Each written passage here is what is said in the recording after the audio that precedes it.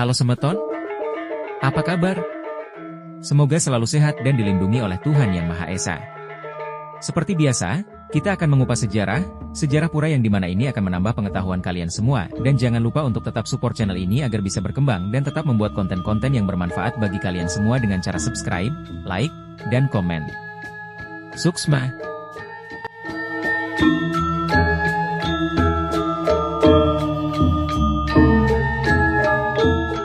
Pura Luhur Srijong, bangunan suci ini menjadi tempat pemujaan Dewa Wisnu dan juga Dewa Baruna yang merupakan manifestasi Tuhan Yang Maha Esa sebagai penguasa lautan. Lokasinya juga cukup strategis di tepi pantai, berdampingan dengan objek wisata Pantai Soka. Di sekitarnya banyak terdapat pepohonan, pohon kelapa dan semak-semak membuat tempat ini terlihat begitu asri dengan pemandangan laut di tengah-tengah balutan ketenangan alam. Aura mistis begitu terasa di Pura Luhur Srijong. Suasana sepi dan ketenangan meliputi areal bangunan suci, sehingga jika suka melakukan kegiatan meditasi, kawasan ini menjadi tempat yang tepat. Lokasi pura di Desa Soka, Kecamatan Bajra, Kabupaten Tabanan.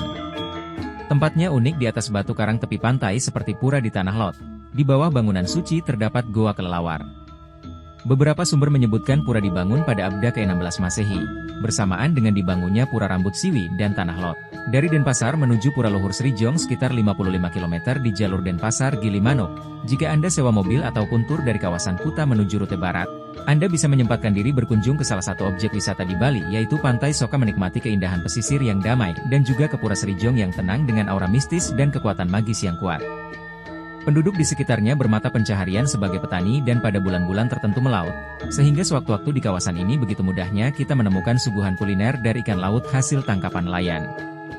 Sebuah bangunan suci dengan arsitektur khas Bali yang memiliki nilai sejarah tinggi terdapat di Desa Soka Batu Lumbang, Kecamatan Bajera, Kabupaten Tabanan, Bali. Bangunan suci itu bernama Pura Luhur Srijong. Pura ini berlokasi sekitar 15 km dari Tabanan arah barat atau 45 km dari Denpasar. Pura Luhur Srijong merupakan pura danghayangan di mana pura ini digunakan sebagai tempat pemujaan Dewa Wisnu sebagai manifestasi kepada Tuhan Yang Maha Esa dan Dewa Baruna sebagai bentuk manifestasi kepada penguasa lautan. Pura Srijong berada di bibir pantai Soka, dikelilingi oleh pohon kelapa dan semak sehingga menjadi daya tarik tersendiri bagi siapapun yang mengunjunginya, dan aura mistis pun akan terasa pada saat memasuki pura ini. Menurut sumber kami yaitu Jero Mangku Gede Pura Luhur Srijong, Ima Deswata dan istrinya Niwayan Sukiyati mengartikan kata Srijong berasal dari kata Sri dan Jong. Sri Dewi kemakmuran dan Jong tempat. Jadi Srijong adalah tempat nunas kemakmuran. Beliau mengatakan pura ini didirikan sekitar TH 1990 tatkala Jero mampu mendapatkan pawisik untuk menstanakan Palinggih Ratu Murah Gede Kebo Iwa di pelataran Pura Srijong. Pemangku Gede Pura Srijong Ima Deswata menuturkan, ada beberapa versi yang berkembang berkenaan dengan keberadaan Pura Luhur Srijong ini. Tetapi secara umum yang paling diterima oleh masyarakat adalah awal pendirian pura ini pada zaman dahulu ketika masyarakat sekitar melihat sinar terang di tepi laut yang berbatu karang tersebut. Diketahui sebagai suatu pertanda baik, maka di tempat ini didirikanlah pura. Selain itu dalam perjalanannya, Dang Hyang Dwijendra ketika berkeliling Bali menyebarkan ajaran Dharma untuk menata umat beragama di Bali, sempat singgah dan melakukan pemujaan di tempat ini. Masyarakat sekitar sangat terkesan dengan aura kepanditaan beliau, sehingga diputuskan untuk membangun Pelinggi sebagai sarana memuja beliau sebagai guru bagi umat manusia. Hingga kini beliau dipuja pada Pelinggi utama berupa Meru Tumpang Telu, sinar terang pengetahuan, wujud bakti kepada Ida Batara Segara, memohon kerahayuan dan hormat pada guru adalah ciri khas dari pura ini. Pura Srijong ini beberapa kali dilakukan rahab, yaitu diantaranya rahab besar dilakukan tahun 1949 hingga 1950 dan dilakukan upacara ngenteg linggih tahun 1952. Tahun 1996 hingga 2003 pengempon pura kembali melakukan rahab dan dilakukan upacara ngenteg linggih serta mamungkah tahun 2003 lalu. Secara filosofis, selain berupa pemujaan Tuhan dalam wujud cahaya, sinar, pada mulanya, pura ini juga sebagai pemujaan Dang Hyang Dwijendra yang merupakan guru yang sangat berjasa di Bali dan mampu memberikan penerangan. Pemujaan Tuhan dalam manifestasi penguasa lautan yang dalam Hindu dikenal dengan Dewa Baruna juga menjadi objek pemujaan di pura ini. Selain itu, adanya pasimpangan Ida Batara Rambut Sedana sebagai sarana untuk memohon berkah dan kerahayuan. Keheningan dan kesejukan membuat pura ini cocok untuk melakukan pemujaan serta meditasi memuja keagungannya. Adapun konsep yang dipakai dalam pembuatan pura ini adalah konsep Putri Mandala, di mana pada halaman Nista Mandala terdapat Bel Gong, Bel Pegat, Bel Pogo, dan Kuargan Suci. Sedang pada halaman Madya terdapat Lumbung, Pelinggih Ratu Nyoman, Peliasan Ratu Nyoman serta Bel Panjang. Terakhir pada halaman utama terdapat Meru Tumpang Tiga, Padmasana, Pelinggih Taksu Agung, Pelinggih Batara Segara, Bel Simpan, Bel Agung dan Bel Peliasan. Menurut sumber yang kita peroleh dari pemangku Gede Pura Srijong Ima Deswatalinggi di Pura Luhur Srijong serta kegunaannya yaitu bel penyimpenan, digunakan sebagai tempat untuk penyimpenan barang-barang pusaka di Pura Srijong. Bel piasan berasal dari kata perhiasan yang artinya tempat menghias atau merangkai simbol, seperti daksina pelinggih, arca, sebelum distanakan pada bangunan suci dan tempat upakara yang akan dipersembahkan. Manifestasi Sang Hyang Widi yang berstana di bel piasan adalah Sang Hyang Wenang. Dari kata wenang yang artinya segala Sang Hyang Widi bisa distanakan pada bangunan piasan.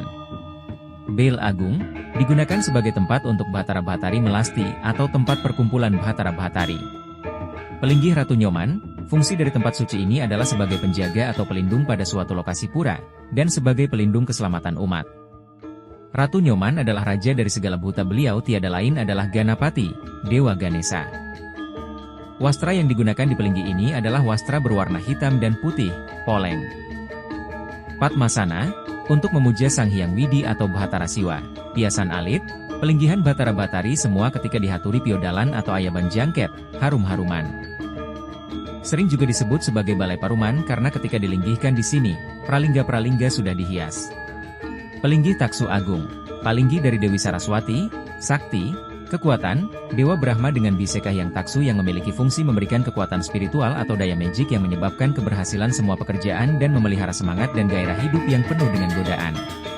Pelinggih Ida Bahtari Manikgalih, berfungsi untuk memuja Ida Bahtari Manikgalih. Pelinggih Manikgalih adalah pelinggih untuk memuja Tuhan sebagai Dewa Ayu Manikgalih. Dewa Ayu Manikgalih sebutan lain dari Tuhan sebagai Dewanya Padi.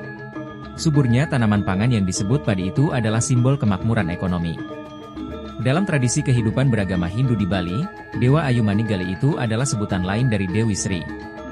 Dewa Wisnu, Saktinya, adalah Dewi Sri sebagai dewinya kemakmuran ekonomi. Karena itu, pelinggih gedong dalam pura ini mungkin dipersembahkan untuk stana Bahtari Manikgalih. Persimpangan Batara Rambut Siwi, pelinggih Meru Tumpang 3, digunakan sebagai pemujaan kepada Dang Hyang Nirarta. Pelinggih Papelik, digunakan sebagai pengaruman Bahtara-Bahtari. Pelinggih Pengrua atau disebut dengan Karihinan Kulawargan Pemangku, Bendesa Manikmas. Pelinggih Batara Segara, untuk meminta kesejahteraan. Pujawali di pura ini jatuh pada setiap 6 bulan sekali. Tepatnya, Buddha Manis Perang Bakat. Di dalam pujawali ini Ida Bahtara ngejer sampai 3 hari, yaitu nginepnya pada hari Minggu. Di kawasan Pura Luhur Srijong ini terdapat pula beberapa pura lainnya, yaitu Pura Beji. Pura Beji ini terletak di bawah Pura Luhur. Di Pura Beji tempat pemujaan kepada Bahtara Gangga dan Biang Sakti.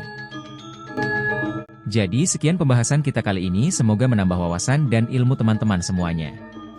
Suksma.